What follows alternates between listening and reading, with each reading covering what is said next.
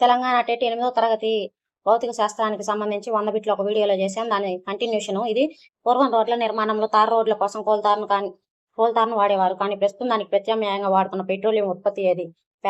Paraffin wax, bitumen, lubricating oil, coke. Answer bitumen. Petroleum శుద్ధి ప్రక్రియలో చివరి ఉత్పత్తిగా లభించే బిటుమిన్ ప్రస్తుతం రోడ్ల ఉపరితలం నుండి చేయడానికి తారుకు బదులుగా వాడుతున్నారు. పెట్రోలియం అనే పదం ఏ రెండు లాటిన్ పదాల నుండి ఉద్భవించింది? పెట్రా ప్లస్ ఓలియం, పెట్రోల్ ప్లస్ ఆయిల్, ఫెడో ప్లస్ లూమిన్, ఆక్టేన్ ప్లస్ హైడ్రోజన్. ఆన్సర్ పెట్రా ప్లస్ ఓలియం. రాతి నూనె. లాటిన్ భాషలో పెట్రా అంటే రాయి, ఓలియం అంటే నూనె. భూమి లోపల ఉండే రాళ్ళు మధ్య ఉండే చమురును తెస్తారు కాబట్టి పెట్రోలియం అంటే రాతి నూనె. సముద్రంలో నివసించే జీవులు చనిపోయి అడుగున పూడుకుపోయి గాలి లేదా స్థితిలో లక్షల సంవత్సరాలు వేటిగా మారిపోతాయి? కేవలం రాతి నేలలు, పెట్రోలియం మరియు సహజవాయువు, నల్లబొగ్గుగా, వజ్రాలుగా. ఆన్సర్ పెట్రోలియం మరియు సహజవాయువు. వృక్షాలు భూమిపై పూడుకుపోతే బొగ్గు వస్తుంది. సముద్రపు మైక్రో జీవుల అడుగున పూడుకుపోతే పెట్రోలియం లేదా సహజవాయువు ఏర్పడుతుంది. ఇవి భూగర్భంలో నీటి పొరపై చాలా తేలికగా ఉండటం వల్ల పైభాగంలో లభిస్తాయి. ప్రపంచంలో మొట్టమొదటి చమురు బావిని ఎక్కడ, ఏ సంవత్సరంలో తవ్వారు? భారతదేశంలో మొదటి చమురు బావి ఎక్కడ కనుగొనబడింది? Texas, Godavari basin, Pennsylvania, Digboi Assam, Saudi Arabia, Mumbai high, London Krishna basin. Answer Pennsylvania, USA 1859, Digboi Assam 1867. ప్రపంచంలోనే తొలి చమురు బావి 1859 అమెరికాలోని పెన్సిల్వేనియాలో తవ్వబడింది. దానికి 8 ఏళ్ల తర్వాత 1867లో భారతదేశంలో అస్సాం రాష్ట్రంలోని దిగ్బాయ్ అనే ప్రాంతంలో చమురు నిక్షేపాలు కనుగొనబడ్డాయి. గృహ అవసరాలకు మరియు పరిశ్రమల్లో ఇంధనంగా వాడే ఎల్పిజి మరియు వాహనాల కాలుష్యం తగ్గించడానికి వాడే సిఎన్జిల పూర్తి పేర్లు వరుసగా. ఇది నేను డైరెక్ట్ గా చెప్పేస్తా. లిక్విడ్ పెట్రోలియం గ్యాస్, అలాగే కంప్రెస్డ్ న్యాచురల్ గ్యాస్. ఈ సిఎన్జి అనేది చాలా తక్కువ కాలుష్యాన్ని కలిగిస్తుంది కాబట్టి పర్యావరణ అనుకూల ఇంధనం అంటారు. పెట్రోలియం మరియు సహజ వాయువుల నుండి లభించే ఉపయోగకరమైన రసాయన పదార్థాలను ఏమంటారు? వీటిని ఏ పరిశ్రమలలో విస్తృతంగా వాడుతున్నారు? బయోకెమికల్స్ వ్యవసాయం, పెట్రో రసాయనాలు డిటర్జెంట్లు ప్లాస్టిక్లు, ఆర్గానిక్ సాల్ట్స్ ఫుడ్ ఇండస్ట్రీ, ఖనిజ లవణాలు మెటలర్జీ. ఆన్సర్ పెట్రో రసాయనాలు డిటర్జెంట్లు మరియు ప్లాస్టిక్ల తయారీ. పెట్రోలియం నుండి లభించే రసాయనాలను పెట్రోకెమికల్స్ అంటారు. వీటి ద్వారా కృత్రిమ పోగులు, ప్లాస్టిక్, సింథటిక్ రబ్బర్ మరియు రంగులు తయారు చేస్తారు. దీని వాణిజ్య ప్రాముఖ్యత వల్లే పెట్రోలియంను నల్ల బంగారం అని అంటున్నారు. రాత్రి ఆకాశంలో ఉత్తర దిశను ఇంగ్లీష్ అక్షరం W లేదా M ఆకారంలో విస్తృతంగా కనిపించే నక్షత్ర రాశి ఏది? సప్తర్షి మండలం, కాసియోపియా, ఓరాన్, లియో మేజర్. ఆన్సర్ కాసియోపియా. కాసియోపియా అనేది శీతాకాలంలో రాత్రి వేళ మొదటి భాగంలో కనిపించే ఒక ప్రసిద్ధ నక్షత్ర రాశి. ఇది నక్షత్రాల అమరిక వల్ల W లేదా M ఆకారాన్ని పోలి ఉంటుంది. క్రింది వానిలో ఏ గ్రహాన్ని ఎరుపు గ్రహం అని పిలుస్తారు? మరియు 2 చిన్న సహజ ఉపగ్రహాలు ఫోబోస్, డెయిమోస్ ఉన్నాయి. బుధుడు, శుక్రుడు, అంగారకుడు, శని. ఆన్సర్ అంగారకుడు. అంగారకుని ఉపరితలంపై ఐరన్ ఆక్సైడ్ వల్ల ఇది ఎక్కువ ఎరుపు రంగులో కనిపిస్తుంది. అందుకే దీన్ని ఎరుపు గ్రహం అంటారు. ఫోబోస్, డెయిమోస్ అనే 2 ఉపగ్రహాలు కావు. సౌర కుటుంబంలో అత్యంత పెద్ద గ్రహం ఏది? అలాగే దీని ద్రవ్యరాశి మిగిలిన అన్ని ద్రవ్యరాశి మొత్తానికంటే ఎన్ని రెట్లు ఎక్కువ? శని, గురుడు, యురేనస్, నెప్ట్యూన్. ఆన్సర్ గురుడు 2.5 రెట్లు. గురుడు అంటే బృహస్పతి సౌర కుటుంబంలో అతి పెద్ద గ్రహం. ఇది ఎంత పెద్దదంటే దీనిలో దాదాపు 1300 భూములను ఇమర్చవచ్చు. దీని ద్రవ్యరాశి మన భూమి కంటే 318 రెట్లు ఎక్కువ మరియు మిగిలిన అన్ని గ్రహాల మొత్తం ద్రవ్యరాశి కన్నా 2.5 రెట్లు ఎక్కువ.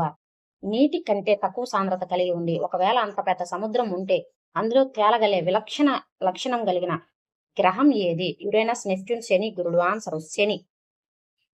టెలిస్కోప్ సహాయంతో కనుగొనబడిన మొదటి గ్రహం ఏది? దీనికి ఆత్మ భ్రమణ అక్షం బాగా వంగి ఉండటం వల్ల ఇది దొర్లుకుంటూ వెళ్తున్నట్టు కనిపిస్తుంది.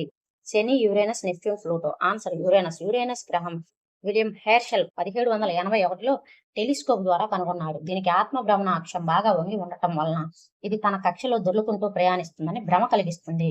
సూర్యుని చుట్టూ అత్యంత పొడవైన దీర్ఘవృత్తాకార కక్షలో తిరుగుతూ సూర్యునికి దగ్గరగా వచ్చినప్పుడు పొడవైన తోకతో మెరిసే ఖగోళ వస్తువులను ఏమంటారు? ఉల్కలు, తోకచుక్కలు, గ్రహశకలాలు, కృత్రిమ గ్రహాలు, ఉపగ్రహాలు. ఆన్సర్ తోకచుక్కలు. తోకచుక్కలు మంచు, దుమ్ముతో తయారవుతాయి. ఇవి సూర్యుడికి దగ్గరగా వచ్చినప్పుడు ఆ వేడికి మంచు ఆవిరైపోయి పొడవైన తోకగా మారుతుంది. దీని తోక ఎల్లప్పుడూ సూర్యునికి వ్యతిరేక దిశలో ఉంటుంది. ప్రసిద్ధ హేలీ తోకచుక్క ప్రతి 76 సంవత్సరాలకు ఒకసారి కనిపిస్తుంది. చివరగా 1986లో కనిపించింది. భారతదేశం ప్రయోగించిన మొట్టమొదటి కృత్రిమ ఉపగ్రహం ఏది? ఇన్శాట్, రోహిణి, ఆర్యభట్ట, కల్పన. ఆన్సర్ ఆర్యభట్ట. భారతదేశం 1975 ఏప్రిల్ 19న తన మొదటి ఉపగ్రహమైన ఆర్యభట్టను అంతరిక్షంలో విజయవంతంగా ప్రయోగించింది. కృత్రిమ ఉపగ్రహాలు వాతావరణం అంచున సమాచార ప్రసారం మరియు సుదూర సమాచార సేకరణ కోసం వాడుతారు. చలన గ్రాఫ్లు నిశ్చల స్థితిలో ఉన్న వస్తువు యొక్క దూరం కాలం గ్రాఫ్ ఏ విధంగా ఉంటుంది? కాలం అక్షానికి సమాంతరంగా ఉండే సరళరేఖ, దూరం అక్షానికి సమాంతరంగా ఉండే సరళరేఖ, మూల బిందువు గుండా వెళ్లే సరళరేఖ, వంకర టింకర రేఖ. ఆన్సర్ కాలం అక్షానికి సమాంతరంగా ఉండే సరళరేఖ. వస్తువు నిశ్చల దిశలో ఉంటే కాలం మారుతూ దూరం మారదు. కాబట్టి గ్రాఫ్ గీసినప్పుడు అది ఎక్స్ అక్షం కాలంకు సమాంతరంగా క్షితిజ సమాంతర రేఖల వస్తుంది. దీని వాలు 0. వస్తువు యొక్క దూరం కాలం గ్రాఫ్ అసమాన చలనాన్ని సూచించినప్పుడు ఆ గ్రాఫ్ రేఖ ఏ ఆకారంలో ఉంటుంది? సరళ రేఖ, వక్రరేఖ, నిలువు రేఖ, వృత్తాకార రేఖ. ఆన్సర్ వక్రరేఖ. వస్తువు సమాన కాల వ్యవధుల్లో అసమాన దూరాలు ప్రయాణిస్తే దాని వేగం మారుతూ ఉంటుంది. త్వరణం లేదా రుణ త్వరణం. అటువంటప్పుడు దూరం కాలం గ్రాఫ్ వక్రరేఖగా వస్తుంది. సోడియం, పొటాషియం వంటి లోహాలను ల్యాబొరేటరీలో ఎల్లప్పుడూ కిరోసిన్లోనే ఎందుకు ఉంచుతారు? ఇవి గాలిలో ఆక్సిజన్ తేమతో అత్యంత వేగంగా చర్య పొంది మండుతాయి కాబట్టి. సోడియం, పొటాషియం అత్యంత క్రియాశీలక లోహాలు. ఇవి గాలి తగిలినా లేదా నీటి చుక్క పడినా వెంటనే మండిపోతాయి కాబట్టి గాలితో సంబంధం లేకుండా ఉండటానికి వీటిని కిరోసిన్లో ముంచి ఉంచుతారు. లోహపు ఆక్సైడ్లు మరియు అలోహ ఆక్సైడ్ల యొక్క రసాయన స్వభావం వరుసగా ఏ విధంగా ఉంటుంది? లోహపు ఆక్సైడ్లు మరియు అలోహ ఆక్సైడ్లు స్వభావం: ఆమ్ల స్వభావం, క్షార స్వభావం, క్షార స్వభావం, ఆమ్ల స్వభావం, రెండు ఆమ్ల స్వభావం, రెండు తటస్థ స్వభావం. ఆన్సర్ క్షార స్వభావం మరియు ఆమ్ల స్వభావం. లోహ ఆక్సిజన్తో చర్య జరిపే లోహ ఆక్సైడ్లు క్షారాలుగా మారుతాయి. అలోహ ఆక్సైడ్లు నీటిలో కరిగినప్పుడు ఆమ్లాలు.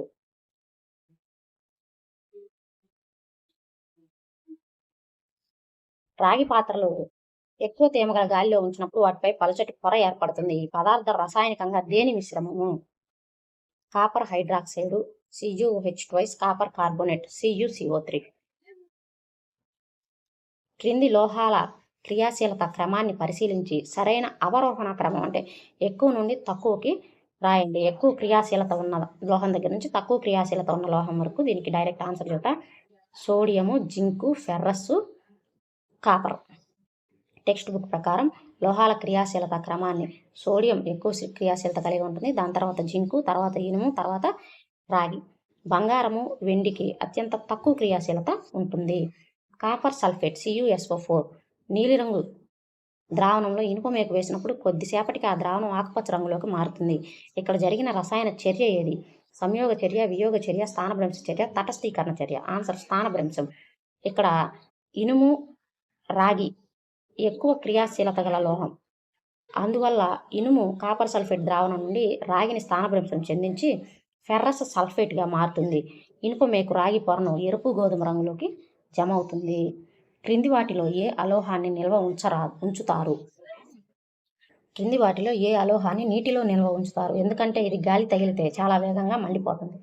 సల్ఫరు, అయోడిను, తెల్ల భాస్వరం, కార్బన్. ఆన్సర్ తెల్ల భాస్వరం.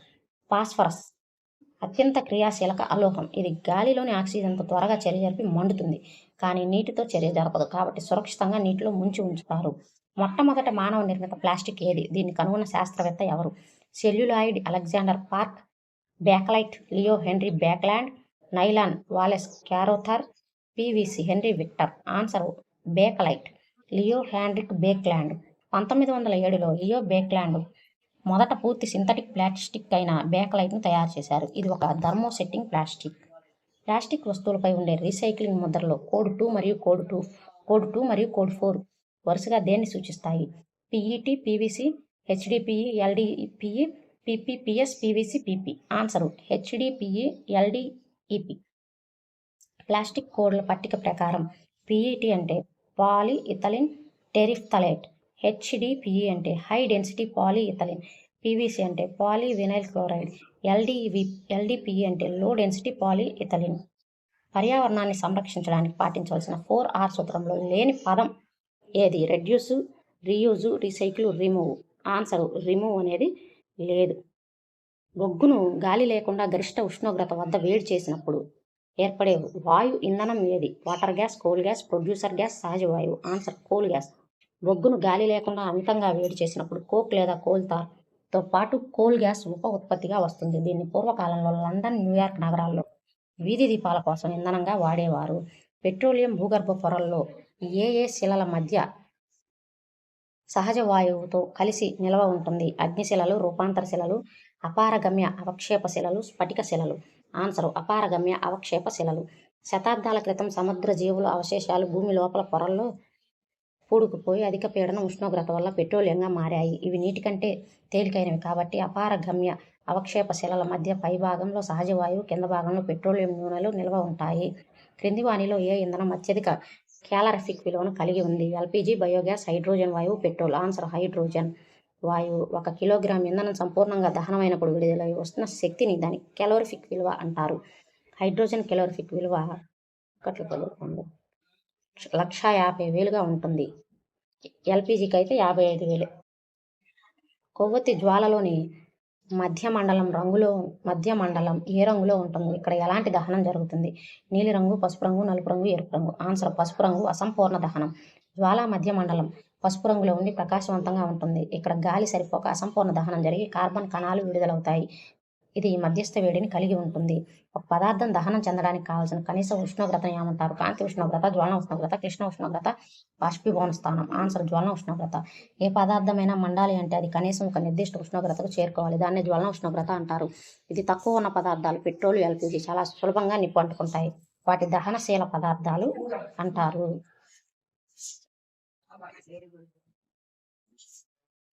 ఇవి 8వ తరగతికి ఫిజిక్స్కి సంబంధించి బిట్స్ అండి.